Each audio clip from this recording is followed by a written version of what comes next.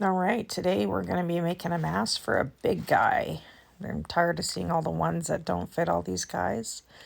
So we'll get one to cover the face. And this one is unique in that it is reinforced inside. It actually has cable ties holding it open. And this allows you almost to have like a pocket of air inside. So you get to enjoy the breathing you do, and it's not sucking in and out of your face or your mouth. All right, so all you need to make this mask are obviously your fabric. I use elastic bands for hair. They actually work really well. They're an extra long type elastic that measure, if you cut it, 10 inches long. Cable ties. So this is what gives my mask structure inside. In order to make this mask, we need a 13-inch circle to cut out. I usually get a piece of poster paper and just draw the circle on with my daughter's compass that they used in school, and it works really well. So I take my material, circle around it. I just use a pen, and then you have your circle ready to go. Then I just fold that in half. And then you want to fold it in half again. And then you're going to take your scissors and cut along the folds. Now I hold it well and pull up as I'm cutting. It allows it to cut more accurately on the seam. Then I flip it, and there's 2 folds on this side. So I just put my scissors in, pull up.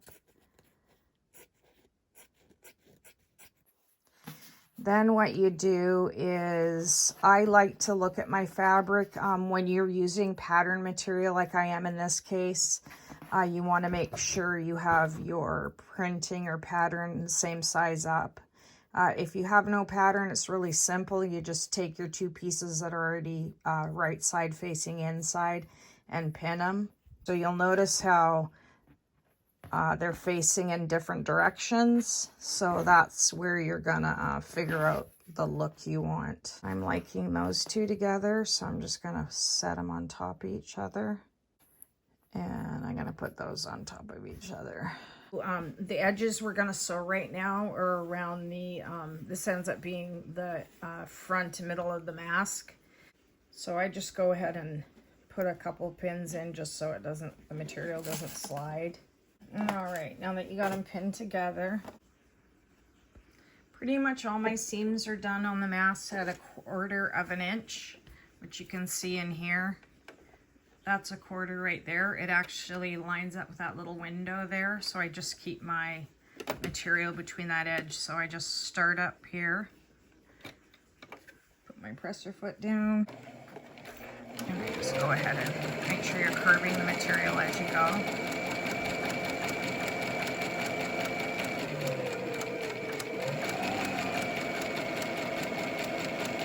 Kind of just automatically does it. It doesn't take a lot. And I go all the way to the end. And then I get my second one in there.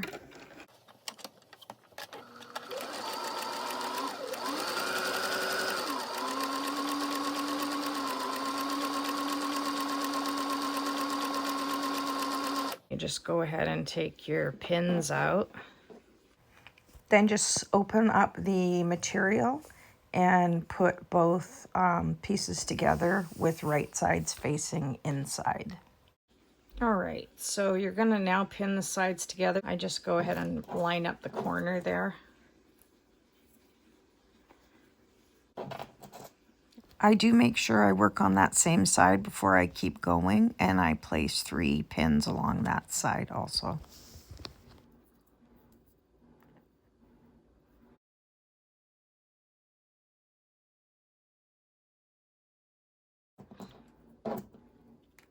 So again, in the corner here, then just line up that one side.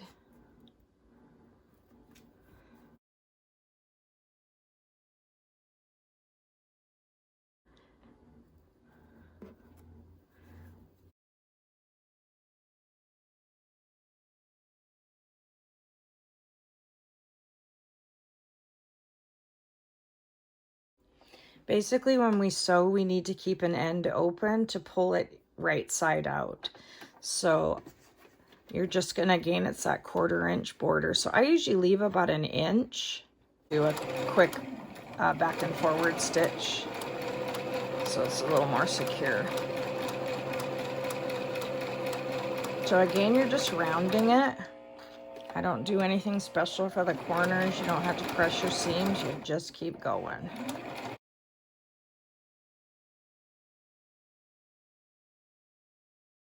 Right to the end there. Lift your presser foot. Back down. Come back the other side.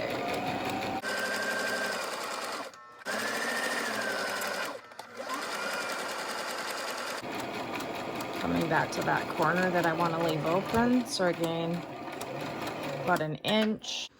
Now I just remove all the pins out. All right. Now you're just going to turn it inside out. So I put my index finger in the hole and I just scrunch it all the way to the end here. So once my index finger hits that, I hold on to it with my thumb and keep those together.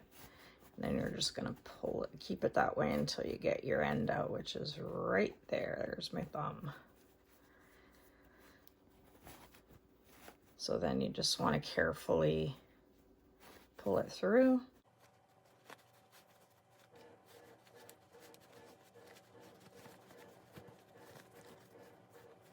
I then put my index finger back in and go back to that corner. And I just push against that side seam. It just kind of helps pop it out a bit. And then I turn it over and do the other side. All right, now we got to take it to the iron and press it out. I just take my iron, and as you're ironing, just press in towards that center line. I don't worry about how much of my seam's sticking out. You're actually going to end up sewing over that edge piece. So I've never had an issue, so why get over fancy? So I just do that. And then I just take my hand and run it along that center seam there just to make sure it's all pushed in. And then line my edges in. And I go ahead and give it another press there on the top.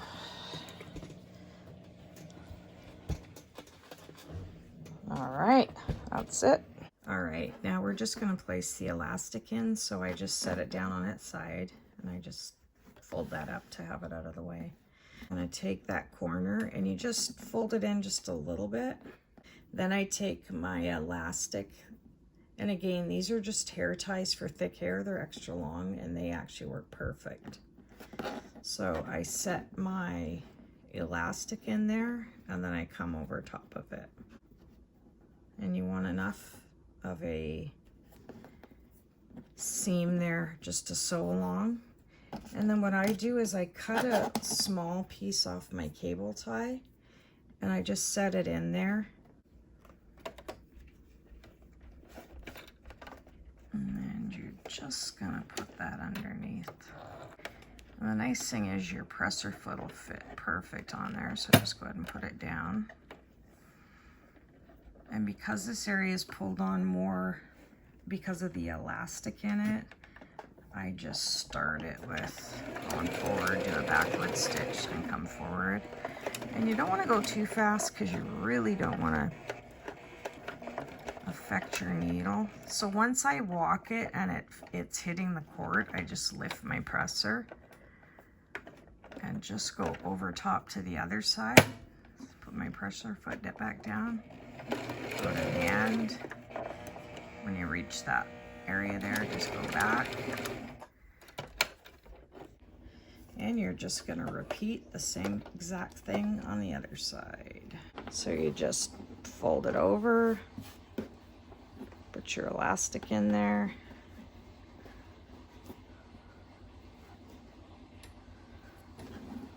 You're just going to set your cable tie piece in there again. Presser foot down, forward, back. forward. Again, just walk it with your knob. You really don't want to hit that cable tie or you're going to bend your needle.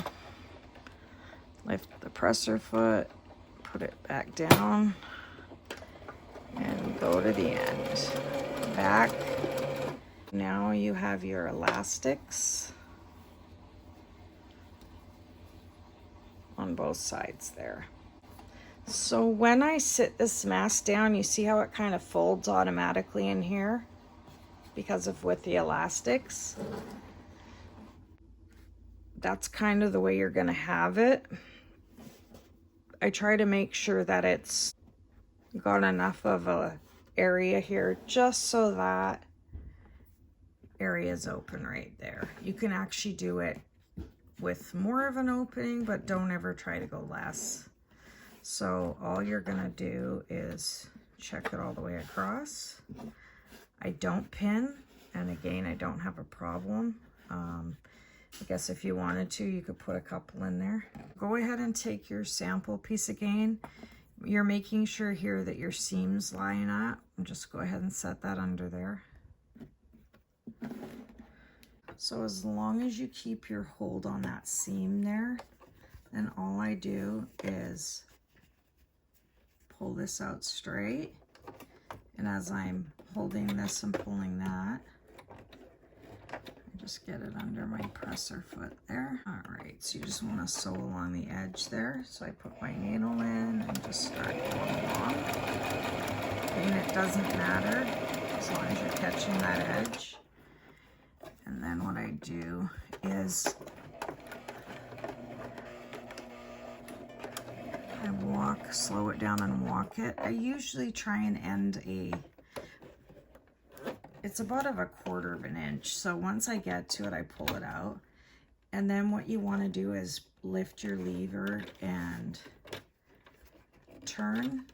You're making the pocket for the cable tie to go in. So I just go straight up. I'm going to go too far.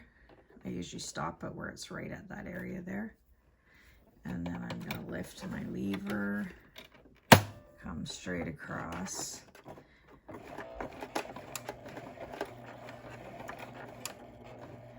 And once you've gone across, I do like 3 stitches across. You're coming down on the other side of that. Sometimes I just run my finger underneath that to pull it over. And I'm going to come down on that side. Just go back to that edge. Stop, presser foot. I pull this tight. You see how it comes automatically right over. Just put it and sew on that seam.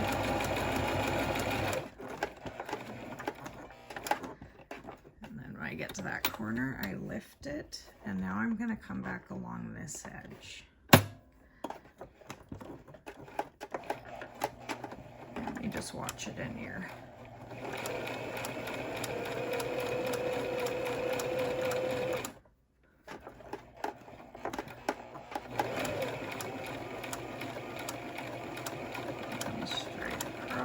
And back down that side. And you can just watch your material in there. Come all the way down to that corner and stop.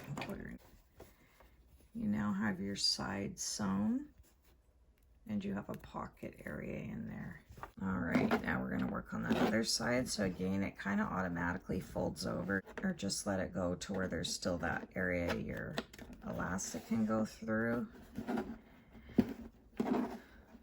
So take your sample piece again, your seams line up there, put your piece in. Okay, so just go ahead and sew on that seam.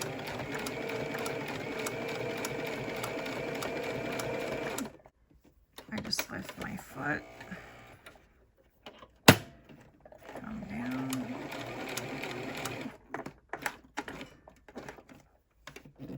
lift your foot, and you're just going to come across there.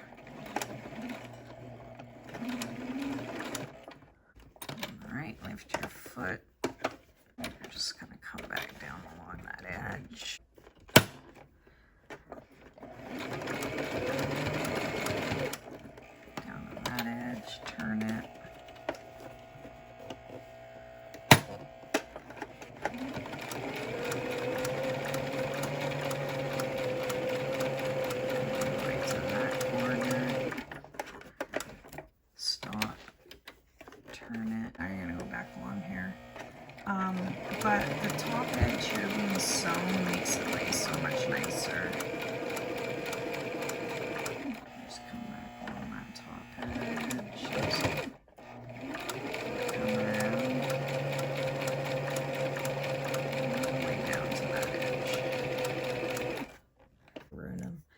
So here's my cable tie. I just trim this edge off right here. And I actually just use cuticle cutters. They're kind of like wire cutters. And then I cut that tip off right there. So the first piece I always put in is my center piece. So all you're gonna do is put one end in there and turn it around. Keep the shiny side of your cable tie facing you, because if you do it the other way with the lined edge, it'll actually pop open on you the other way. So I found this way works the best. So you basically want to push on your twist tie so it gives you that rounded effect. And then I just hold it, and you know your line's right in here. I take my cutters and I go just below it. So just like that, cut it off and insert it in the other side there. And that is the first of your structure right there. See how that pops it out right there? Do the same thing with the other. Again, you want your shiny side up, and I start by sliding it underneath you. So you want to push that cable in. It's going to come all the way under your elastic there. And then again, you're going to kind of push down on the cable tie to make sure your fabric gets pushed all the way. And then again, you're just going to come below that line there. So see, I cut it just a little bit less than it. And then I'm going to put it in the slot there. Now finished your mask.